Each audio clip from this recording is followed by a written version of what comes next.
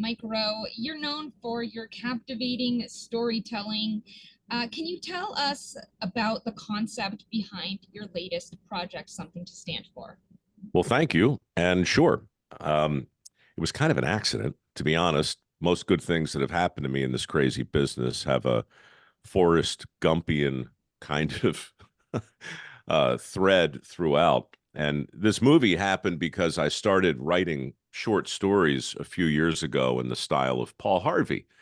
You're probably too young to remember the rest of the story, but it was a radio program back in the 70s and 80s that told you something you didn't know about somebody you do.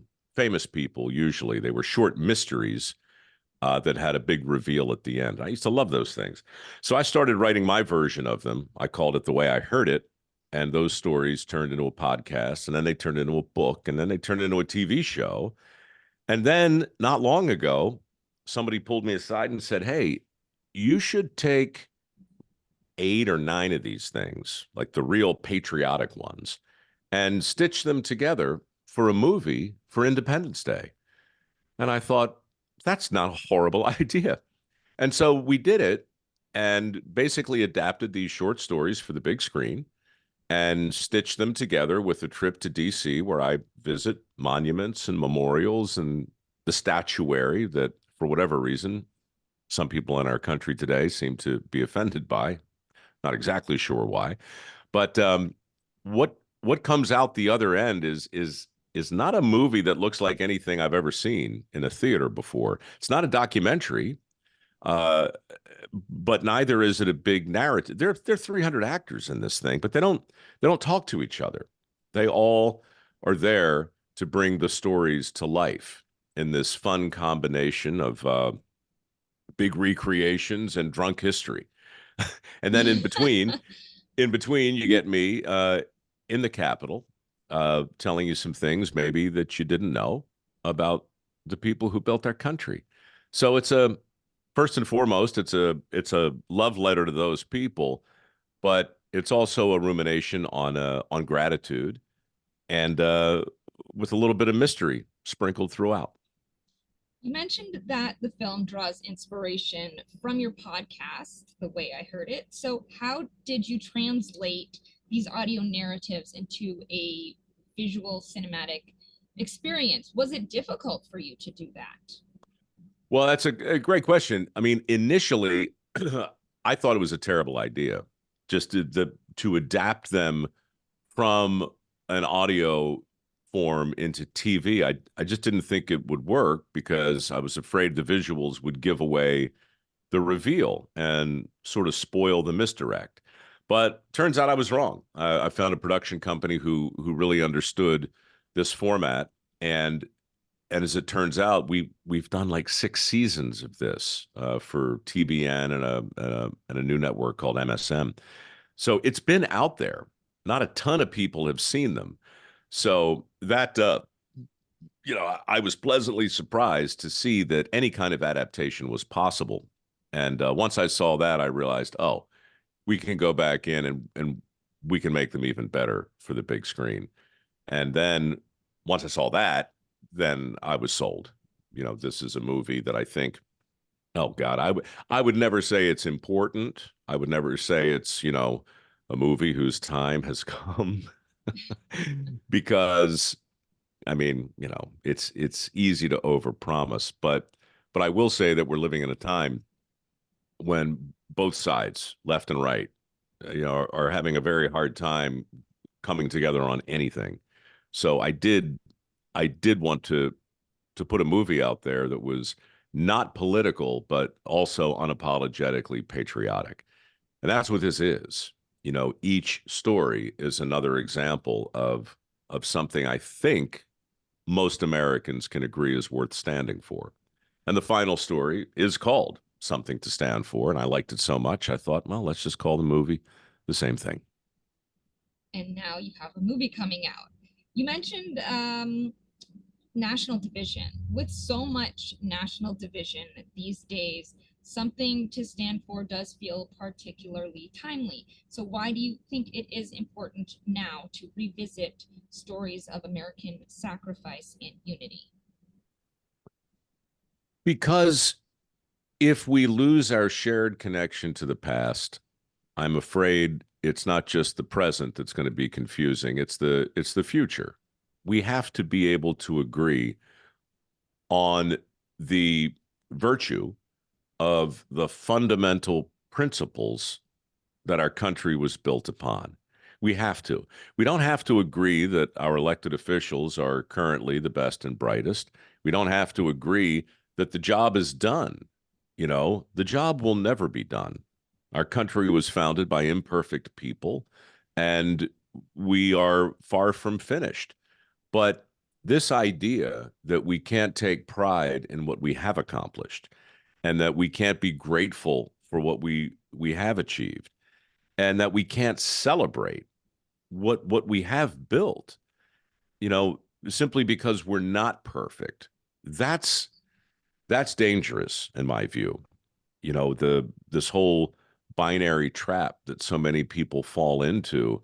Um, we're a nuanced people living in a nuanced time, and we need to be able to say the virtue is different than the vice. And even though everybody I've ever met is possessed of both of those things, I think it's more important than ever to say these are the ideas that made us special.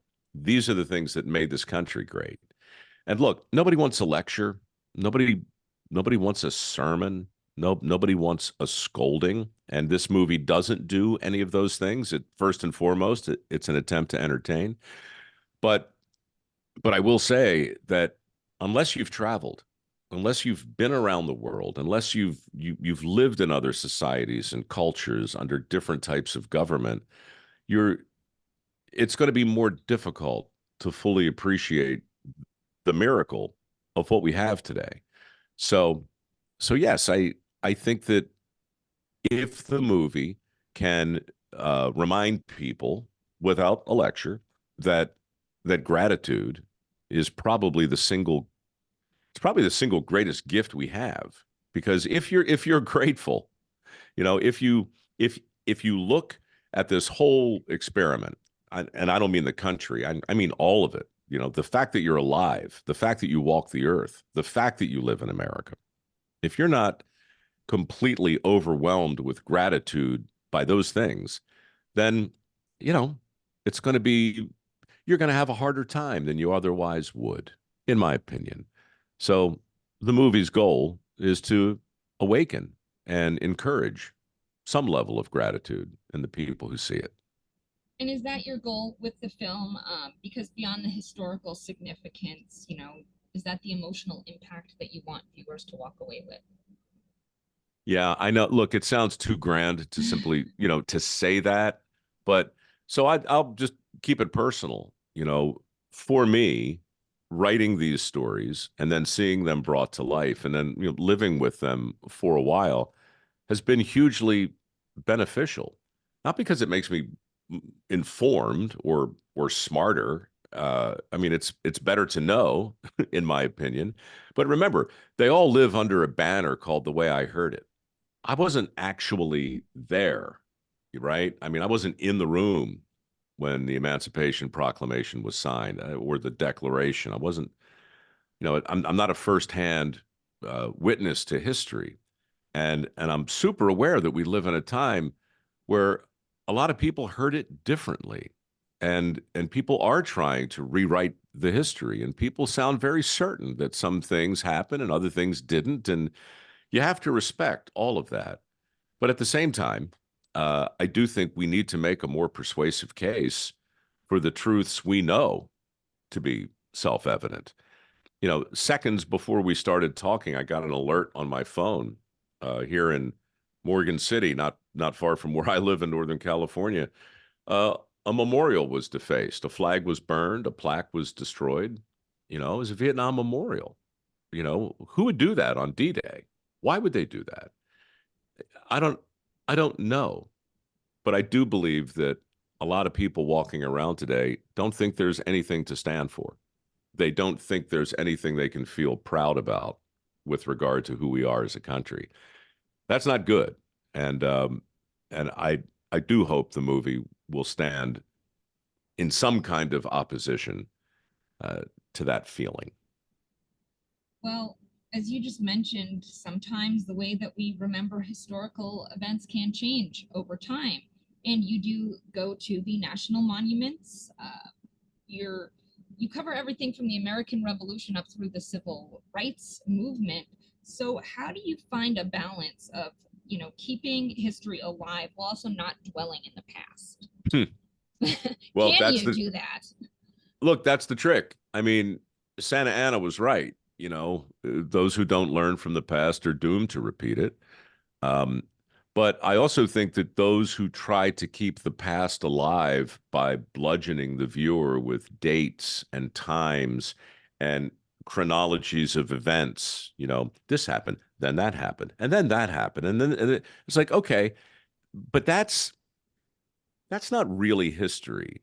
That's just stuff that happened. For history to feel relevant to people today, it has to be a story. We have to be told outside the confines of a lecture or a sermon. We have to be told a story.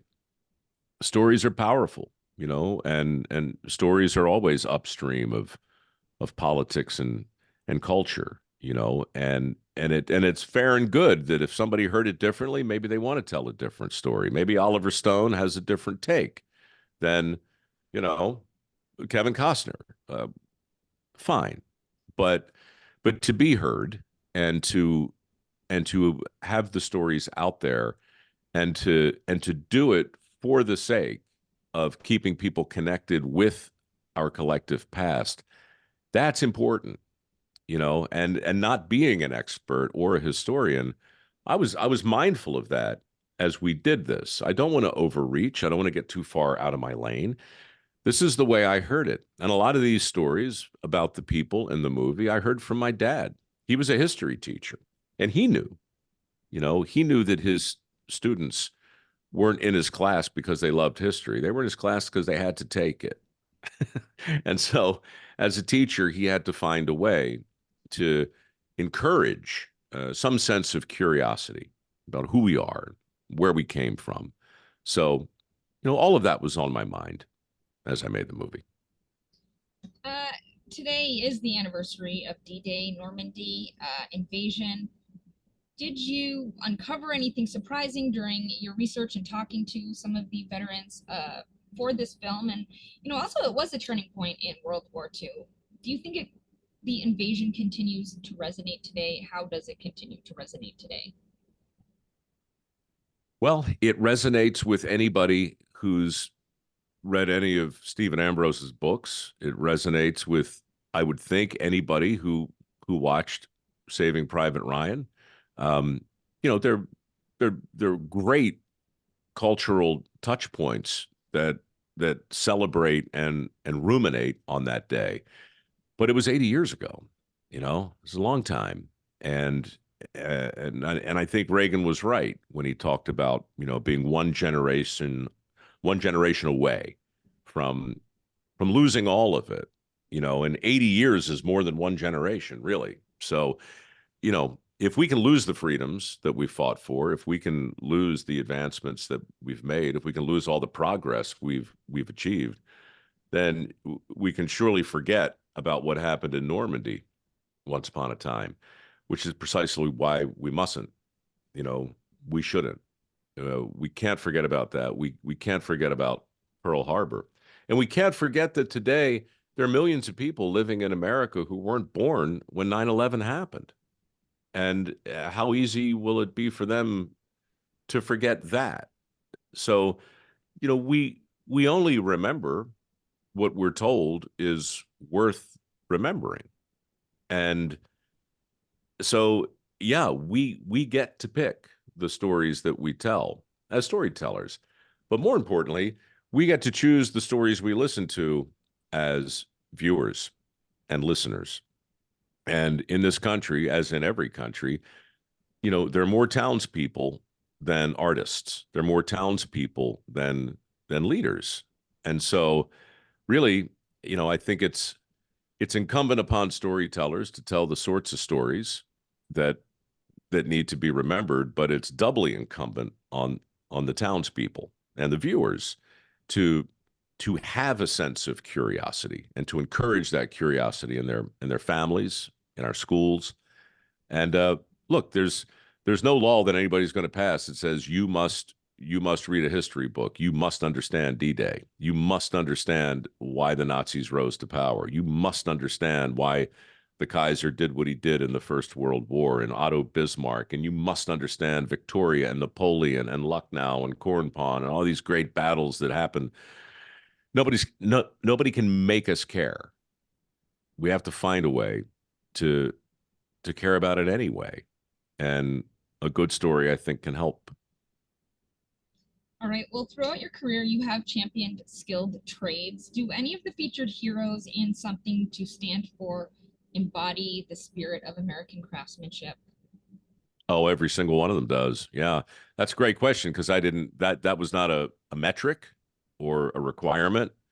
But if you talk about our founding fathers, you're talking about masons, you're talking about bricklayers, you're talking about architects, you're talking about vintners and farmers. You're talking about people who were profoundly connected uh, to where their food comes from, to what their history is. Um, Even energy, even all those years ago, people were connected to the things that matter to them most. And yeah, I have a foundation, and we award work ethic scholarships every year, and we've been doing it since Labor Day of 2008. And I spend most of my time talking about our collective reliance on the people who keep the lights on and who tend to our infrastructure and who bring us the food. I talk a lot about my addiction to chewing and swallowing things, to smooth roads, to affordable energy, to indoor plumbing. All of those things, uh, I think, are adjacent to our history. And I say that because, we can choose to be connected to those things, or we can choose not to be connected to those things. And to not be connected to our food, to not really understand where it comes from, to not really understand the miracle of flushing a toilet that works or flicking a light switch and having the lights come on, to be willfully disconnected from those things is not so different than not knowing what happened on the beaches of Normandy, right? And so yeah, for me, that it's all of a piece, and it all comes back to appreciation and ultimately gratitude. If you're not grateful for the skilled tradespeople in your life, then you won't value them. And if you don't value them, you're not going to tacitly encourage the next generation to step up and learn a skill that's in demand, which is why we now have 10 million open jobs, most of which don't require a 4-year degree, but rather the mastery of a skill. It's why shop class has gone from high school. It's why there's $1.7 trillion of student loans on the books. It's because we've got it in our heads that the best path for the most people is the most expensive path. So we push our kids to go get a 4-year degree and don't even give them a chance to fully explore the possibilities in the trades. In so many ways, we've got our thumb on the scale, and we've pushed a whole generation away from certain types of jobs, and in the process, I'm afraid, fostered a level of ingratitude for a long list of things that does include our history. I don't know if And that's an answer to your do you question. I've mean been talking so long, I forgot what do you you asked me. do you mean gratitude as far as when you meet someone and they say I'm a plumber, I'm an electrician, that they're not socially given the amount of respect as someone who is an architect or I mean that's a skill. I mean, yeah, or someone with a 4-year degree in politics or whatever. Sure. I mean, Yes, is the short answer.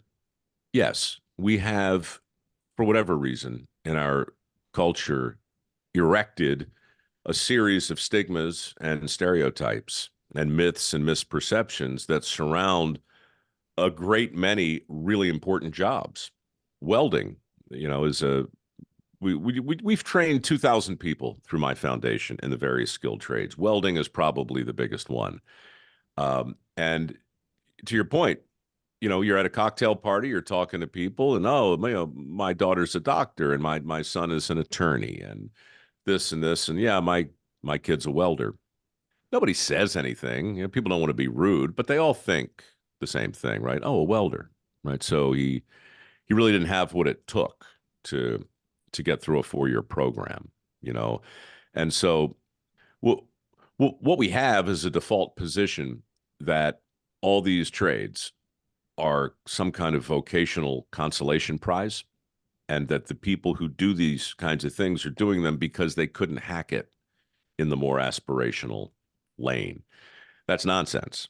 Um, the I know so many welders making 6 figures and up who love their job. I know so many plumbers who are running their own business, who work whenever they feel like and frankly charge whatever they want. The supply and demand is so upside down that the people at those cocktail parties don't have a clue. And what they're starting to realize now is it isn't how much you can make as a plumber. That's not the question. The question now is how long do you want to wait for one? How long do you want to wait for the electrician that you need? That house you're trying to build, just how much over budget and over time do you think it's going to be? The answer is way more than you can imagine. And the reason is because the shortages in skilled labor are real. So, yeah, is the answer. Those stigmas are real. All right, June 27th, where can our readers find out more about the film, including ticket sales? Easiest place to go is a website called something to stand for dot movie. Type in your zip code, it'll tell you where the film is, and hold your ticket. It's only going to be in theaters for a week. And after that, I don't know what's going to happen. So that's it. Get your tickets there, and I'll see you on the big screen. All right, I'm gonna go ahead and stop the recording.